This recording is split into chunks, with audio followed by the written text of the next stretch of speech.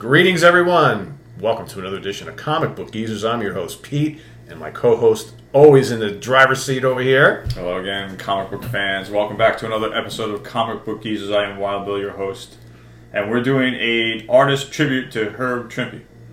Yeah, we're going to do more of these artist spotlight things because I know it's kind of like one of the... We've done a few. We've done a couple, but we need to do more because there's so many great artists that we talk about all the time, and we figure why don't we just give them some love and really like show off some of the And books. we've wanted to do it for a while. We've talked about it for months, actually, and since I'm a big Hulk fan, it has to be done. So that's right. So obviously, the focus of the show is going to be his run on the Hulk. All right, but he did it. That's a big, as you can see.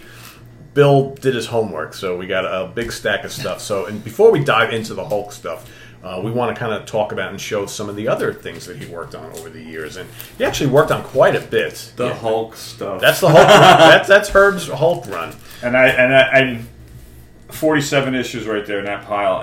And I went through it again this morning to weed out. And I just went through it. I can't throw this weed any out, right? I can't weed it.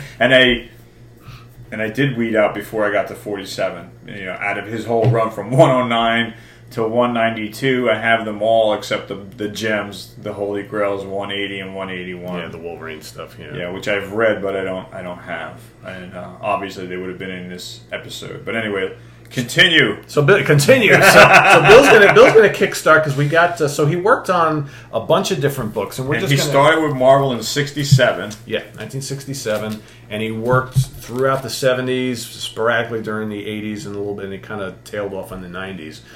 So he jumped around in different titles. He was in Astonishing Tales, this is issue number 7, where he did the cover, and he was also inside. With issue number 8, and he did the inside art on this. I'm not sure. It's not the inks. This book, he did the inks on the inside of this book. Yeah, not big on doing the horror stuff, unlike some of the other. But he did artists. do some horror. Yeah. He did the cover of this title, Crypt of Shadows, issue number 7, and he also did issue 17, the cover. Monsters on the Prowl, which we've shown off before. We've shown off both these books. Can you fill in and do the inside of Captain America? Fill in for Frank Robbins for 1 month. Yeah, sure, why not? Should have done longer.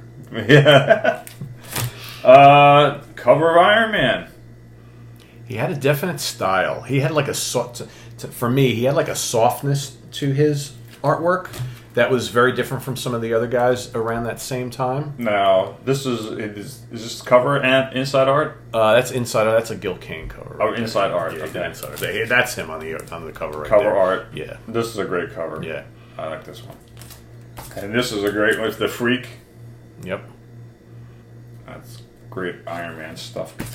I've always loved this cover. This is like classic Freak. We talked about that in the top 5 Iron Man villains. It's just unbelievable. And this is inside artwork, but it's a Kirby cover. It's a Kirby cover, yeah. But Herb's on the inside. And here's another one. A Kirby cover with Herb on the inside. He also did some work on Shogun Warriors. This is the 2nd issue. Yeah, they took full advantage in the late 70s when That's Marvel was 1978. doing like the toy adaptation. These were actually toys. They turned into a comic. These are the only 2 issues of Shogun Warriors that I have. When it becomes a movie, they'll skyrocket, I hope. Yeah, right. Perhaps. Perhaps. So he also worked on a few issues of Nick Fury, Agent of S.H.I.E.L.D. in the late 60s, in between the Steranko stuff. So he actually did the inside work to number 8, although this is a Frank Brunner cover. Okay, but he did all the artwork on the inside. These he did the cover art and the inside art. Okay, and that's typical trademark Herb right there. Same as this right here. He's like I said, he's got a style that's very that pose, that Nick Fury pose, is a classic style. Even here too, it's like you can almost picture this like as a Hulk cover, right? Yeah, with one of Hulk's villains. With the triumphant fist. Right, exactly. Yep. So, and here he worked on Marvel 2-in-1, The Thing, and Son of Satan, because of course, right around the same time, he did a lot of work on the Son of Satan comic in Marvel Spotlight, which of course we've got right here. Okay, so here he did the artwork on the cover and on the inside. And also in number 13, this is actually a Johnny Romita cover, but he did the artwork on the inside. I'm just wondering, maybe when we open up we'll open up some of the Hulks when we get there, and we'll compare it to some of the artwork and some of these other issues. Now these, we will? Yeah, we will. Okay, hopefully. He worked on Amazing Adventures: War of the Worlds with Killraven, and this again, very very typical Herb Trimpe style here. In fact, like I said, he's good at writing action scenes. Yeah, absolutely. Drawing them, his action scenes just really pop. Yep, look at that, and look at this one. So this one, and these are in such great condition. Look at that. Yeah, that's classic cool. Trimpe right there. Here's another one. And again, you'll see as we go through this episode, you'll see so many similarities, especially on some of the Hulks, compared to some of these that we're showing you right here. And he was always good at drawing the villains, like the monster-type villains especially. Right? Oh, yeah. Right. He worked Which you're going to see. Oh, you're going to see a lot, right? He also worked on the early run of the Ant-Man and Marvel feature, issues 4, 5, and 6. There's number 4. And then he did the majority of the late 70s Godzilla run, like we mentioned before. He did a lot of the kind of like the adaptations of either toys or other, characters in here. I will say these 3 that I'm going to show you here of Godzilla are probably the best covers that he worked on throughout this run. I am not a big fan of him doing Godzilla. I think as this series went on, and here he's got the Champions on here. This is actually a pretty cool cover. As the series went on, and you'll see it got worse, and it all of a sudden it wasn't looking like Godzilla anymore. And you'll see this on our horrible covers episode, right? So yeah, it's just not really good. So there you have some other stuff. Now let's get to the Hulk. So yeah, he's known primarily for the Hulk. He comes in with issue 109. As Pete said, she's taken over from Marie Severin, and this, ironically, with Kazar, who he actually worked on the Amazing Adventures. So there you go. I mean, see, look at that. Look at how great is that? It's just this is 110, and it's just like the way he captures the monster, the perspective. I pulled a lot from his beginning part of his run just to show.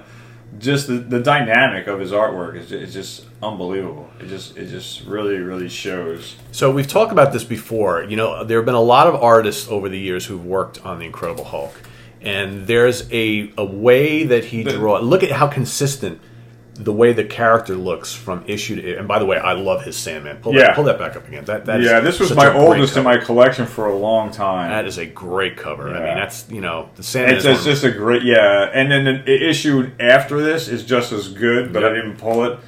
And took this one with the leader again. I think this is probably one of the greatest covers with the leader. What? Look at that. This one matching my shirt. Is it? Yeah. Same one. That's why I wore this one, because I knew you were going to pull that. Oh, you did? Yeah. The Great Minds thing. This is a great cover. Yeah, I mean, just the dominating stance. That it's just the menacing pose of the leader. Like, I got you at last, Hulk. He just really was great at capturing the action. Look at that. And other heroes that he was, like Namor, But again, do you see the consistency from issue to issue? The Hulk looks exactly the same. Yeah, his muscle tone. I've seen so many other artists. Here's another example. I thought this was great about action scene, with destruction going on and mayhem. Hey, we need more manpower down here. Get over here. Come in for the airstrike. It's just like really, Look at that. Who's this? The Glob? The Glob. And his villains are impeccable. And he's always good at drawing the action scene where the Hulk is being bested, or he's got is in some kind of struggle, in a fight. Look at how he captures the Fantastic Four with the Thing, Reed Richards, and the Hulk. The Hulk is my favorite, man, and this is probably what always drew me in as a kid. It's majestic, I think it's spectacular artwork. All right, I'm going to ask you to open this one up. This one? Yeah, that one right there. So that's got the Rhino in it. And of course, the Rhino first appeared in Spider-Man, drawn by Steve Ditko. And while I liked his depiction of it, I want to show you, Herb Trimpe made the Rhino into the brute force that he actually, always should have been. There you go. Okay, so Let's see what you're looking for. Yeah, I mean, just even that picture of the leader. The leader. I mean, yeah, it's Sandman and Mandarin. Sorry, guys, I'm trying to get. He's trying to get to his point. Trying to get to a nice shot of the. Oh, man, this is great. All right, come on. Today. I just saw a rhino shot. I mean, look at that. That's the way the rhino's got to look. All right. The rhino has to be on par with the bulk of the Hulk. And there's this one down here. Yeah, this is what I saw. Yep. And you got the leader there. I mean, it's just. Yeah. Herb Trimpe made Hulk's Rogues Gallery like really formidable and ultra memorable. I always thought. So the way he drew, guys like the Rhino and the Juggernaut and the Glob and the Abomination and the Leader. I mean, even look at the Hulk's face in this panel down here. Like the suffering, the Leader, and we're gonna end on a cliffhanger, right down here. It's a cliffhanger. Every issue ends in a cliffhanger, and the ads in the back are cool. Oh yeah, wow, they were doing that around that time. This message brought to you by Comic Book Geezers. Our first commercial. I tell you, when I go back and I'm reading some of these old issues from right around that time period, so that's like, 68, 69, something like that, they always had, somewhere in the book, they had ads for 2 upcoming issues of another title, and it's always cool to, wait to watch and see what they are. It's like, oh, I don't have that one. I need to get that one, Or there'd be, sometimes there were ones you already had. Yeah, they were already out. Yep. Look at that. Yep. Again, the massiveness of the Hulk. Yep.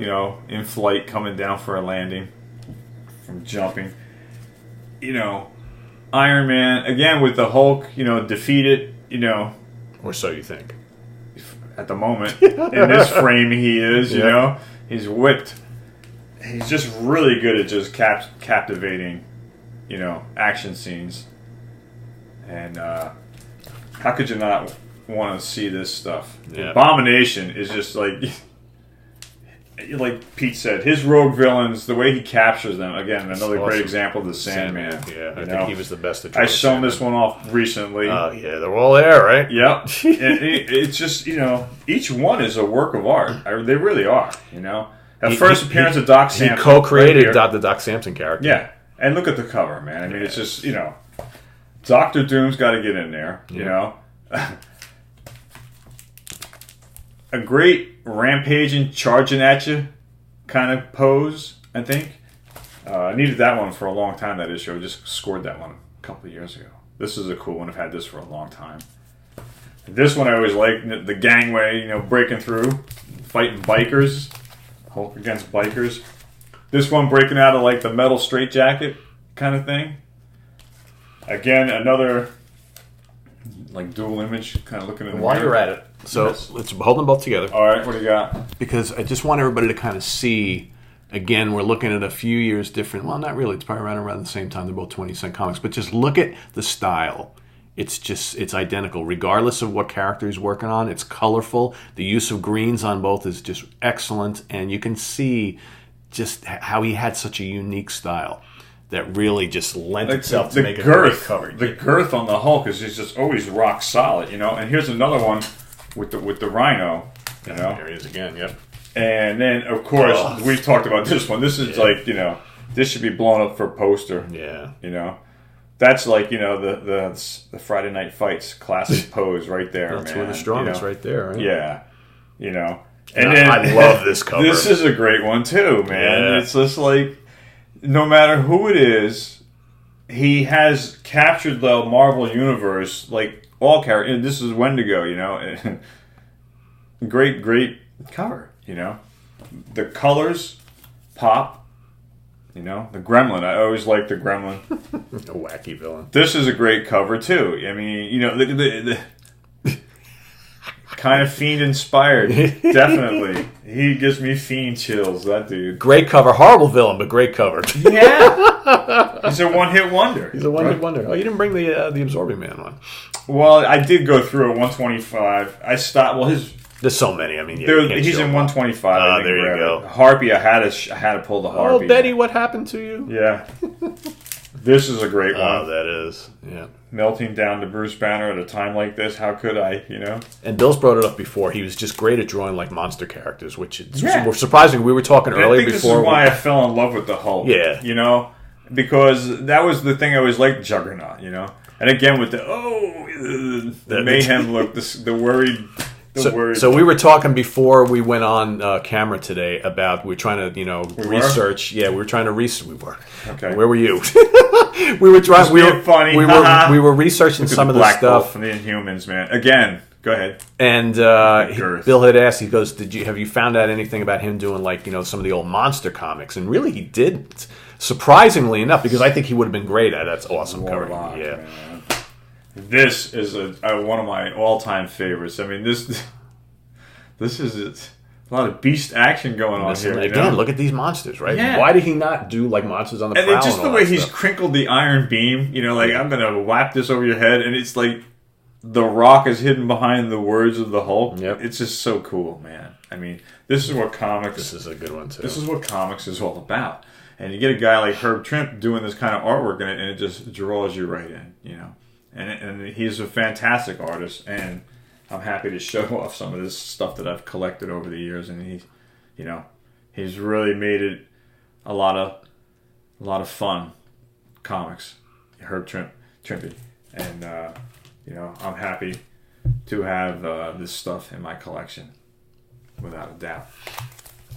And this is the last book, the last of the Herb Trimpe run, Hulk 192. But kind of ironic how he's being sucked down, Yeah. And that's it for the Hulk. So what else you got there? Well, I wanted to show a little bit of this Son of Satan stuff that he did in Marvel Spotlight, because again, right. I want to hit on the fact that I think that it was a missed opportunity with him to work on more horror titles, because I think he did a really, really good job, and he had a way of doing like really kind of creepy atmospheric settings and what have you, that I think really, really worked in this format. He would have been good for Doctor Strange, probably. You know what? I think so. And I just don't understand. They did the Martin, and maybe he was so busy with the Hulk and stuff. But look at this. I mean, how cool is that? Look at that splash page. It's really, really awesome. I think he would have been good on Werewolf by Night, or like you said, Doctor Strange, or even Gene Colan was pretty immersed in Tomb of Dracula. But he probably would have been good on Conan too. Frankenstein, exactly. I think he was just really good at a lot of different sort of things. But again, based on what he did in the Hulk comic with all these kind of like monstrous villains and what have you, they could have used him more on the horror side. I think, that's just I mean, and it's I'm sure the Hulk took a lot of time. I'm sure, Yeah, and it's cool as seeing him do stuff in so Agent he goes Shield down in history as being the artist who brings us Wolverine. Yeah, exactly. Go figure, right? Go figure. So that's another artist retrospective. All right, a little bit of a tribute to the artwork of Herb Trimpe. We were actually, while we were doing the research too, we found out that he actually graduated and got his master's degree at State University in New York in New Paltz, which is where we graduated from as well. We met. So in fact, 10 years later is when he actually went and graduated. So pretty cool. We graduated before him. Yeah. So go figure. So and his daughter went there too, Sarah. Right. So anyway, Sarah, we hope you're watching. This is for your dad. We're dedicated here, to see your dad, and we thank him so much for everything that he's done, and we cherish his memories, and we hope you do too. And I'm Wild Bill saying thanks for being here with Comic Book Geezers. We thank you for your hits and your comments, and as always, hit that subscribe button. Thank you so much, and come back and see us next time. And I'm Pete. We'll see you guys real soon. We got Black Widow coming up. Take care. Bye-bye.